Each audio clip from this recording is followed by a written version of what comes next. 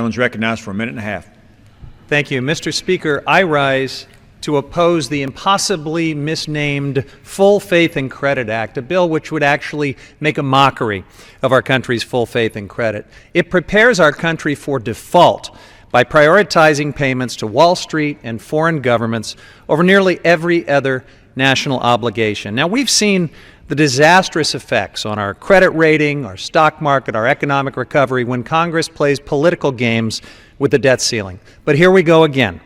Why would my colleagues across the aisle prioritize paying the Chinese government over paying our troops in Afghanistan? What about air traffic controllers, FBI investigators, disabled veterans, small businesses who contract with the government, doctors who treat Medicare patients? This bill says it's okay to stiff all of them as long as Chinese bondholders are paid in full. Mr. Speaker, it's time to move forward with House-Senate negotiations on a final budget resolution that strengthens the economy and avoids default.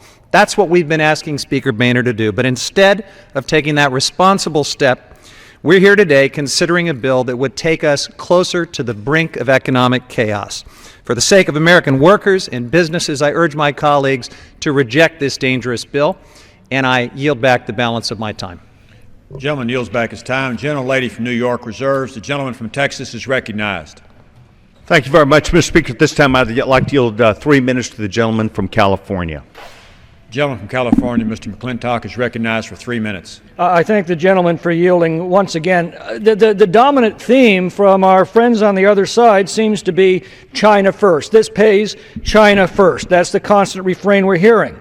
Let me again remind them, China holds about 10% of our